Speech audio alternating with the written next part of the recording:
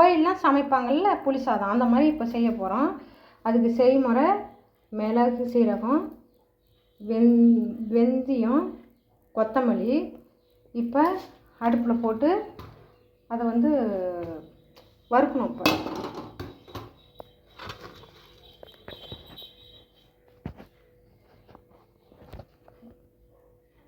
எல்லாத்தையும் போட்டாச்சு. போட்டது காமிக்கணும்னா எனக்கு பிடிச்சிக்கிட்டு போட முடியல ஒண்டியா, அதனால் போட்டு கொத்தமல்லி, மிளகு, சீரகம் எல்லாத்தையும் போட்டு ஒன்றா வறுக்கிறோம் பாருங்கள். வெந்தயம் எல்லாம்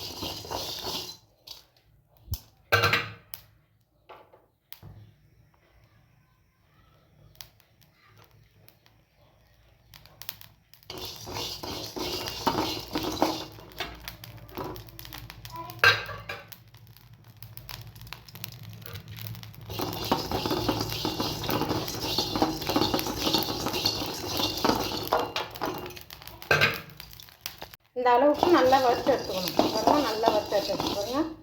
இப்போ ஆஃப் பண்ணிடலாம் அடுப்பு. வேறு பாத்திரத்தில் மாற்றிக்கலாம்.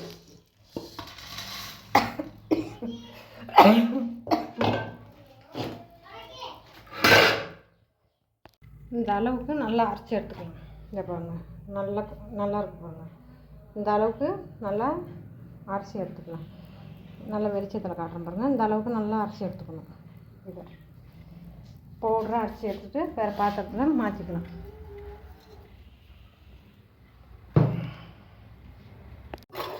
இப்போ எண்ணெய் ஊற்றிக்கலாம்.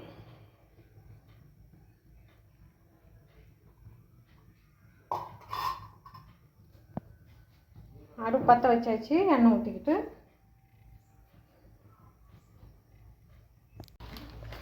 கடலைப்பருப்பு போட்டுக்கலாம்.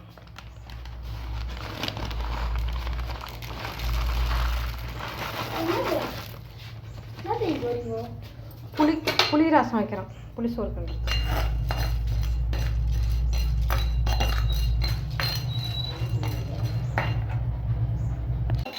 இது நல்ல பொன் வரவலாக வறுத்து இந்த அளவுக்கு கலந்த அப்புறம் எடுத்துக்கணும். கடலைப்பருப்பை அது கிண்டக்குள்ளே சாதத்தில் போட்டு கிண்டணும். இப்போ போட்டால் வெந்துடும், ஒரு மாதிரி ஆகிடும்.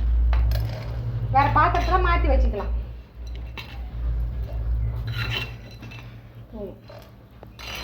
வைக்கலாம்.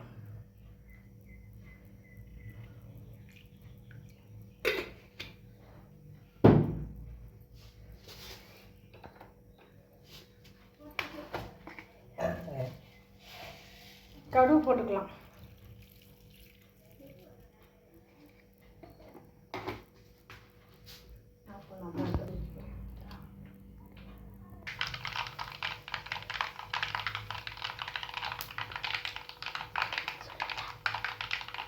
இந்த அளவுக்கு கடுகு பொரிஞ்ச உடனே காஞ்ச மிளகாய் போட்டுக்கலாம்.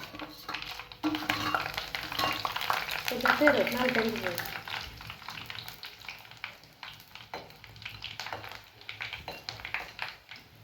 கருவேப்பிலை போட்டுக்கலாம்.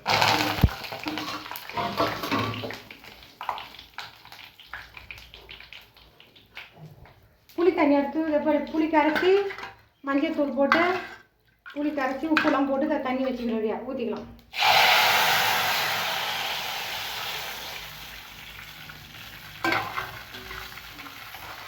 பத்து நிமிஷம் நல்லா கொதிக்க விட்டுக்கலாம்.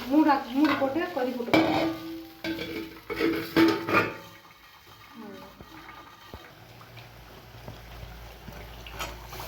இந்த அளவுக்கு நல்லா பாருங்க கொதிச்சு வந்துட்டு பாருங்க. இந்த அளவுக்கு நல்லா ரசம் கொதிச்சா போகிற இந்த மசாலா அரைச்சி வச்சுருந்தோம்ல அதை கொட்டிக்கலாம்.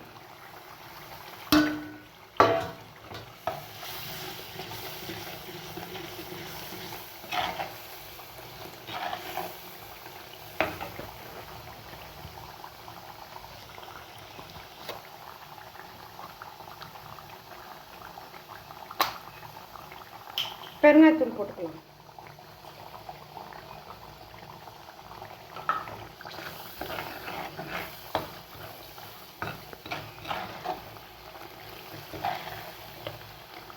நல்லாயிருக்கு பாருங்க. ரசம் எப்படி இருக்கு பாருங்க. புளி ரசம் ரெடி ஆயிடுச்சு. வாங்க சாப்பாடு கிளற ஆரம்பிச்சிடலாம். இப்போ அடுப்பு ஆஃப் பண்ணிடலாம்.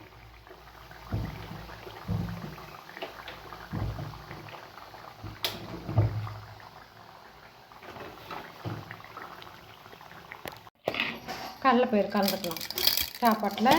இது மாதிரி கலந்து சாப்பிட்டோம்னா நல்லா மட மட மடன்னு சத்தம் வரும்.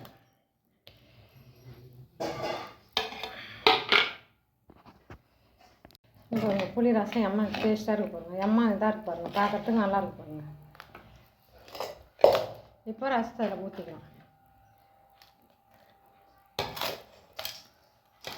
சாப்பாடு நல்லா கிளறி ஊற்றணும்.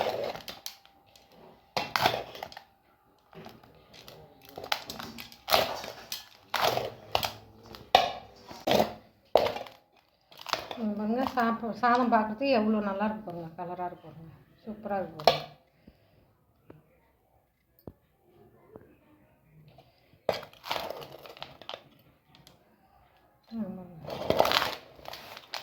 நல்லா இருக்கு.